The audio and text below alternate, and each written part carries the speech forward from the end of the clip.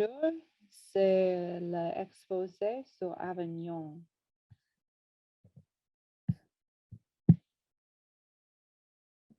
History of Avignon. So unlike any city in America, Avignon has structures dating back to the 12th century, which is hundreds of years before any structures in America have been made.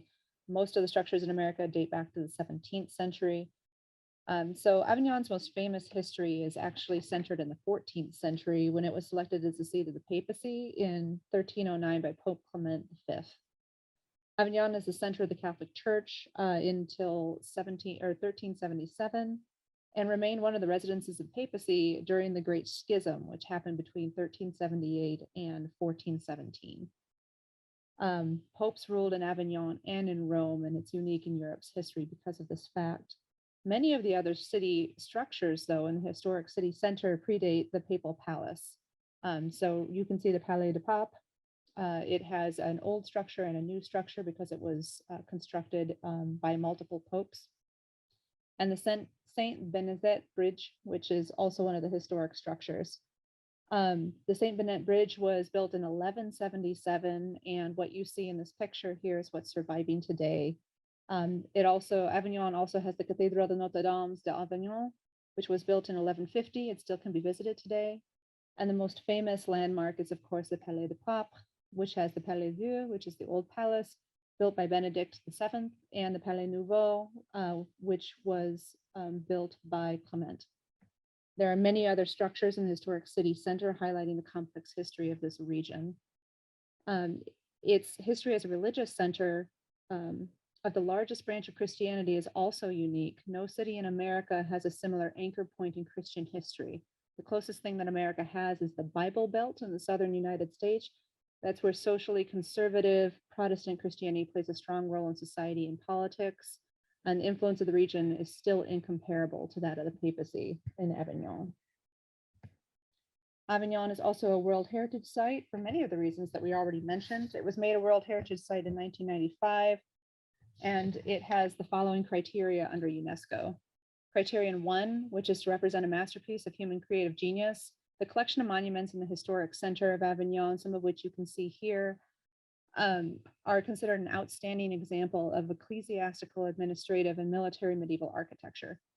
Criterion 2, which is to exhibit an important interchange of human values over a span of time or within a cultural area of the world, specifically relating to architecture, technology, town planning, landscape design, or monumental arts. The historic center of Avignon falls into this criteria and is considered an impactful exchange of influences that radiated throughout Europe, especially during the 14th and 15th centuries.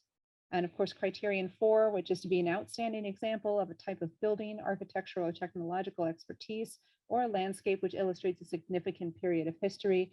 Again, the Palais de Pape and the Historic Center of Avignon and its other well-preserved group of historic buildings represent this criterion. Je pense qu'Avignon est une ville très supérieure. Les anciennes structures et leur histoire font une partie importante de l'histoire de France. Les anciennes structures sont très belles. Ils sont un honneur particulier à visiter. Avignon est une ville unique en Europe, pas seulement en France.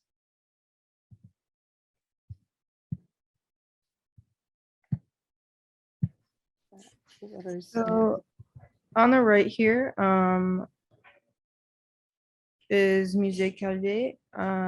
It was an old hotel at first, and then it went through the hands of various wealthy individuals. And by its last owner, it was willed to the city. Musée Calvé is now home to many artifacts, sculptures, paintings, and many other art pieces. On the left is going to be the Place de l'Orage. So this is called the heart of Avignon. The Place de l'Orage,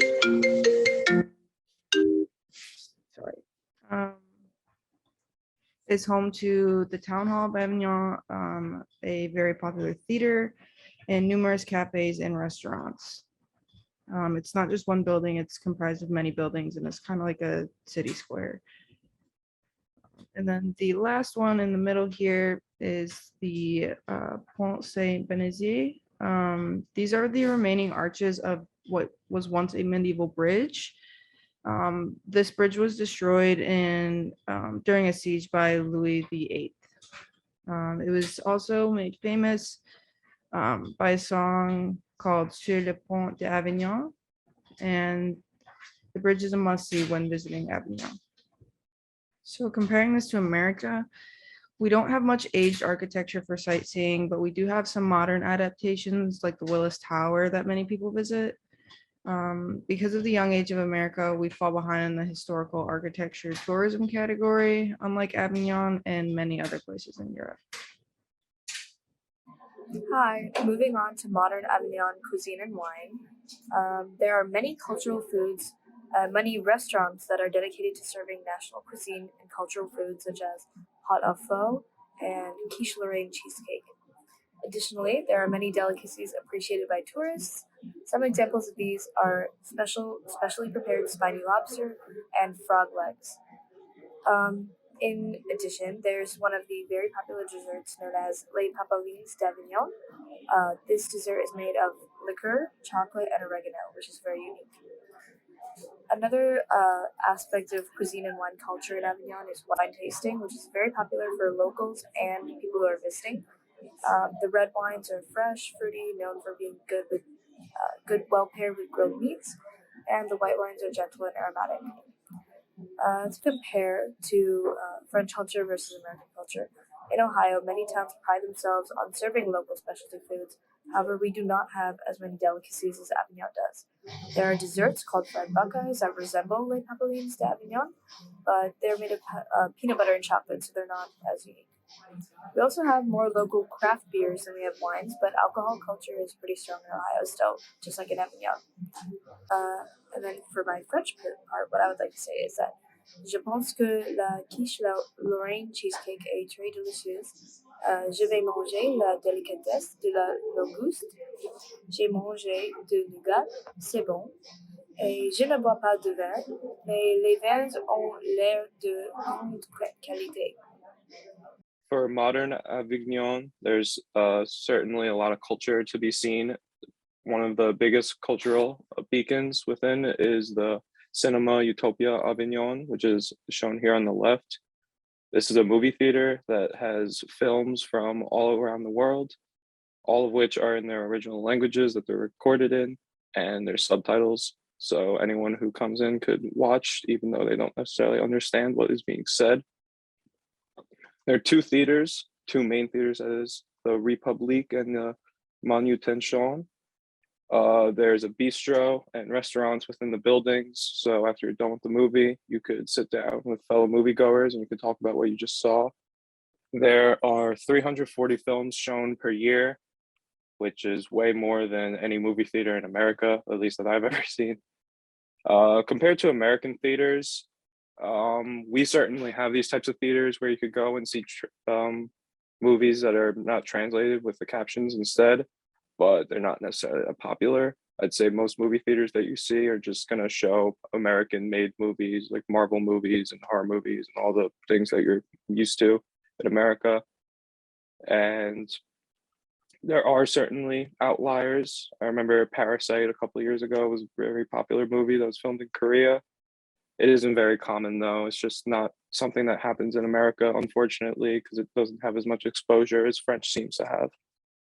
And on the right here, as mentioned in a couple slides earlier, the Notre Dame des Dames.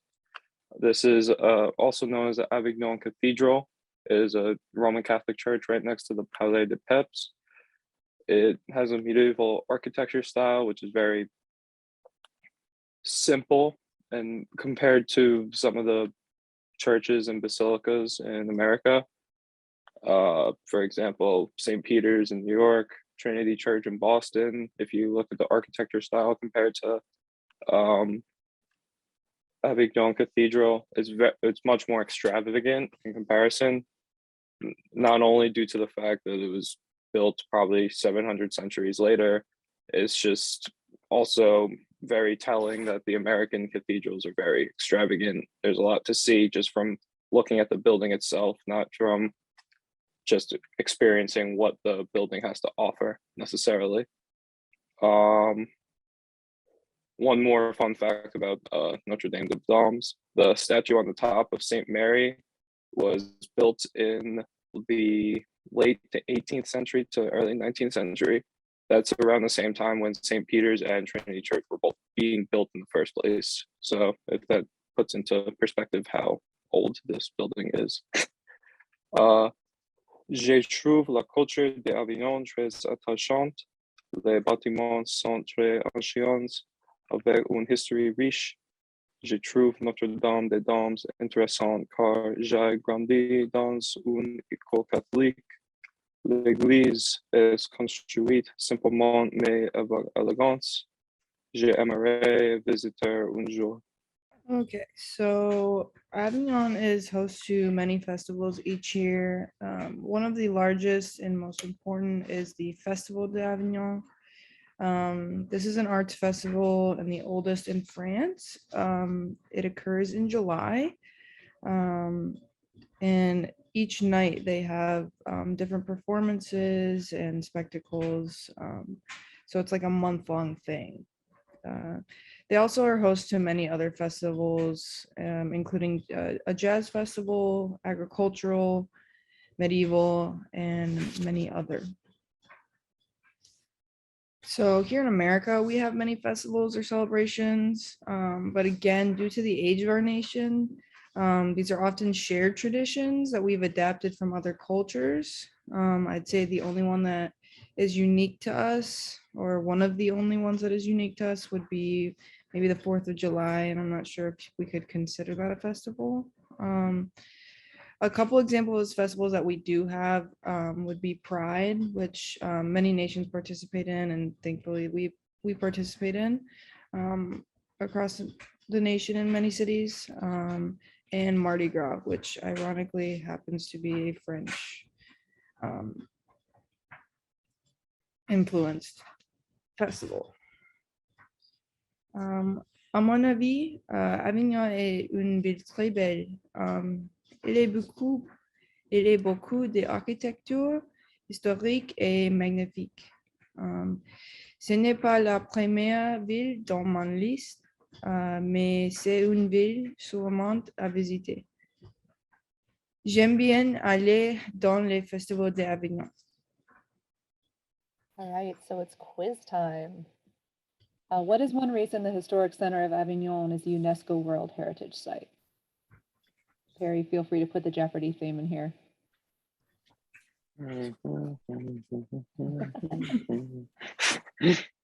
So one reason that the Historical Center of Avignon is a UNESCO World Heritage Site is because of the collection of historic buildings and representations of architecture that is examples of human creative genius and various monuments that have stood over hundreds of years that are a testament to the history of the region. All right. What is one of the oldest festivals in France? That would be the Festival d'Avignon. What is the popular dessert Les Papalines d'Avignon comprised of? It has liquor, chocolate, and oregano. That sounds gross. Say that again. And now for the reflection. Is there anywhere in the USA that's similar to Avignon, either in culture, cuisine, history, or festivals?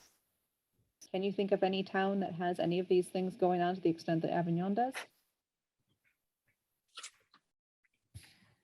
I would say maybe some of the French influenced areas in the South. It's just kind of hard because it's all tainted by Americanness.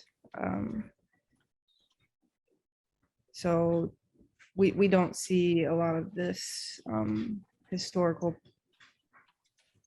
preserve in anything. And it's kind of unique that down south there has been that preserve of like culture and language. Yeah. I think it is interesting how a lot of the regions in the US where we identify as cultural hubs often have a very large immigrant population or were settled originally by by other cultures, and that Yeah. culture has just been appropriated into American culture. Yes. Although I did like the way that you illustrated pride, and I'm thinking of the Stonewall riots and the origin of pride as we understand it in the Western sector of the world. And I Yeah. think that might be the closest thing we have. Perry, what do you think? I certainly could see how, like, despite the fact that Avignon seems a lot more archaic, I guess is a good way to put it, in comparison to America, like with the way the buildings, like we would just like if we see a very old building, we would make it look very modern in comparison to like make a good off a good impression. Avignon seems more concerned with preserving the history and the tradition of the buildings that they already have because that is a lot more important than just like rebranding it into something new and different and like less meaningful, I guess. Like Pau de Peps is one that I think of more specifically because of how old the building is. They could have upgraded it 1,000 times over at this point, but they decided that it's much more important to preserve than to move on, I guess is a way of putting it. Merci de voir regard, Professor.